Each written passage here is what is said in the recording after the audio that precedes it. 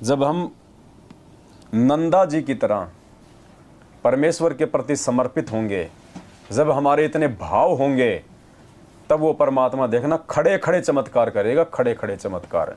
भगवान तो बिल्कुल तैयार खड़ा है हमारे लिए, लेकिन पुण्यात्मा हम उस योग्य नहीं है कि परमात्मा हमारे लिए वो अनहोनी जो है वो करे। तो ये मौका दिया आज हमें परमात्मा ने। अब हम सभी भाई बहन ध्यान से इस कथा को पढ़ेंगे और फिर इसका निष्कर्ष देखना पुण्यात्माओं एंड में क्या निकलेगा। भगत नंदा नाई की कथा, पेज नंबर 81। नाई समुदाय में एक महान भगत नंदा जी हुए हैं। नाई को सैन भी कहते हैं। वे परमात्मा की धुन लगन में लगे रहते थे। राजा के निजी नाई थे। जो नंदा जी थे वो किसी राजा के निजी नाई थे। केवल राजा की ही वो हजामत बाल जो है वो बनाया करते थे। प्रतिदिन राजा की हजामत करने, दाढ़ी काटने जाया करते थे। राजा के सिर की मालिश करने भी जाते थे। नंदा भगत जी एक दिन भगवान की भक्ति में इतना मगन हो गया कि उसको ध्यान नहीं रहा कि मैंने राजा की हजामत करने जाना है। नंदा जी परमात्मा की भक्ति में इतने मस्त हो गए, जैसे नामदेव जी थे ना, विट्ठल महाराज के मंदिर के आगे जाके, और वहाँ पे आरती जब वहाँ पे हो रही थी, उस समय वो अपने पैरों की जूतियाँ निकाल के यूँ बजाने लग गए। वो मगन हो गए। उनको पता ही नहीं कि मैं कहाँ मैं पंडितों के बीच में आ गया। जो हम जैसों की तो शक्ल देखना भी पसंद नहीं करते, मंदिर में प्रवेश करना तो बहुत दूर की बात है। और इतना मगन हो गया कि सबसे आगे जाके खड़ा हो गया और जूतियाँ बजा रहा है। तो नंदा जी की भी यही हालत हो गई। और पुण्यात्मा, जब तक ये हालत हमारी भक्ति पे नहीं होगी, और विशेषकर इस कबीर परमेश्वर सतगुरु रामपाल जी भगवान की वास्तविक भक्ति में, पुण्यात्मा हमारी बात नहीं बनेगी। राजा के सिर की मालिश करने भी जाते थे। भगत नंदा जी एक दिन भगवान की भक्ति में इतना मगन हो गया कि उसको ध्यान नहीं रहा कि मैंने राजा की हजामत करने जाना है। राजा की दाढ़ी बनाने करने जाने का निर्धारित समय था। वह समय जा चुका था। 2 घंटे देर हो चुकी थी। राजाओं की जुबान पर दंड रहता था। जो भी नौकर जरा सी गलती करता था तो उसको बेरहमी निर्दयता से कोड़ों से पीटा जाता था। अचेत होने पर छोड़ा जाता था। शरीर की खाल उतर जाती थी। रो रो कर बेहोश हो जाता था। यह दृश्य भगत नंदा कई नौकरों के साथ देख चुके थे। नंदा जी ने ये घटनाएं देख चुके थे पहले वो, कि अगर राजा की अगर समय पे सेवा नहीं हुई तो क्या हालत करता है वो नौकरों का। पुण्यात्मा, इतना भय होने के बाद भी, इतना सब कुछ देखने के बाद भी, और नंदा जी का परमात्मा की प्रति के भक्ति के प्रति इतना समर्पित हो जाना, ये परमात्मा हमारी को शिक्षा दे रहे हैं। भय तो छोड़ो, यदि कोई हमें दिन के 12 बजे 2 लाख रुपए देने आ रहा है, और यदि हम 11 बजे मंत्र करने बैठ जाएं, तो पुण्यात्मा मंत्रों से ज़्यादा ध्यान हमारा उन 2 लाख रुपए में रहेगा। और वहाँ तो मार मार के बुरा हाल किया जाता था जो निर्धारित समय पर राजा की सेवा में नहीं पहुँचता था। उसके बाद भी नंदा जी परमात्मा की भक्ति में मगन रहे। शिक्षा दे रहे हैं परमात्मा। रो रो कर बेहोश हो जाता था। यह दृश्य भगत नंदा कई नौकरों के साथ देख चुके थे। राजा उनको वही, आज उनको वो ही भय सता रहा था। भगत जब अपनी भक्ति से उठा और देखा कि भाई आज तो समय 2 घंटे ज़्यादा बीत गया, अब नंदा को वो सारी बातें याद आ रही थी कि हे भगवान, आज तो मर गया, आज तो मुझे कोल्लों में पेलेगा, कोड़ों से मारेगा, खाल उतारेगा। अंदर से भयभीत हो गया नंदा।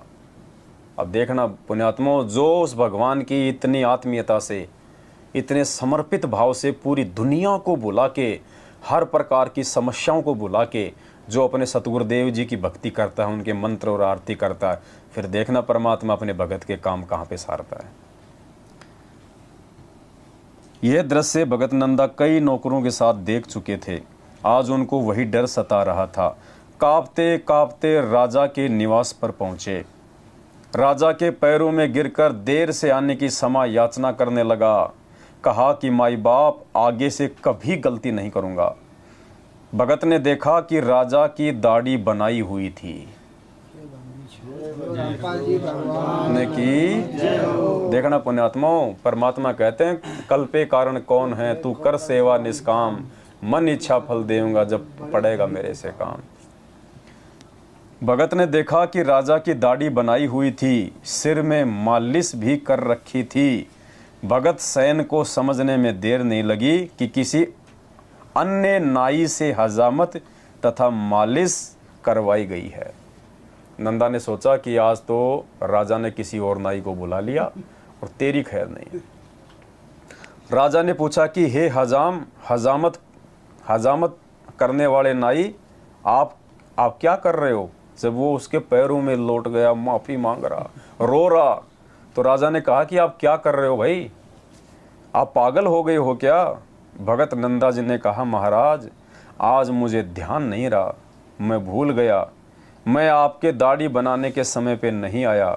जीवन में पहली वो अंतिम गलती है, कभी नहीं करूँगा। उसका विलाप सुनकर रानी तथा अन्य मंत्री भी आ गए। राजा ने कहा कि सैन, आप अभी अभी दाढ़ी बनाकर सिर में मालिश करके गए हो। कि भाई आप तो अभी अभी मेरी दाढ़ी बना के गए हो, मेरे सिर में मालिश करके गए हो, आप क्या कर रहे हो? आप देर से आए हो, क्या नींद में बोल रहे हो? भगत नंदा जी ने कहा कि नहीं महाराज, आपने किसी दूसरे नाई से हजामत कराई है, मैं तो अभी अभी आया हूँ। राजा ने सैन भगत के घर पर मंत्री भेजकर पता कराया तो उनकी पत्नी भी रो रही थी कि आज मेरे पति देर से गए हैं, उनको दंड दिया जा रहा होगा। मंत्री ने पूछा कि क्यों रो रही हो बहन? भक्तमती ने बताया कि मेरे पति से गलती हो गई, मैंने भगत को याद नहीं दिलाया। भक्ति पर बैठने से पहले भगत ने कहा था कि कुछ समय पश्चात मुझे याद दिलाना कि राजा की सेवा करने जाना है। नंदा ने अपनी भक्तमती से कहा था कि देख, मैं परमात्मा की आरती कर रहा हूँ, मैं मालिक की मंत्र जाप करने बैठ रहा हूँ और तू मुझे याद दिला देना, कहीं ऐसा ना हो कि मेरा ध्यान भक्ति से ना हटे और मैं सज़ा का जो है भागीदार बन जाऊँ। मैं अपनी पत्नी को बोल के भक्ति में बैठा था, यानी कितने समर्पित थी वो आत्माएं परमात्मा की भक्ति के प्रति। हम कहाँ हैं उन आत्माओं की तुलना में? हमें वो बनाना चाहते हैं आज सतगुरु रामपाल जी भगवान। मैंने भगत को याद नहीं दिलाया। भक्ति पर बैठने से पहले भगत ने कहा था कि कुछ समय पश्चात मुझे याद दिलाना कि राजा की सेवा करने जाना है। मैं भूल गई। भगत भी भक्ति में व्यस्त थे। 2 घंटे बाद उठे तो याद आया, उनकी नौकरी जाएगी तो हम क्या खाएंगे, बच्चे भूखे मर जाएंगे, पति को दंड मिलेगा। मंत्री जी तुरंत वापस आए और राजा को बताया कि वास्तव में नंदा तो देर से अभी आया है, इनके रूप में कोई और आया था जो आपकी हजामत तथा मालिश करके चला गया।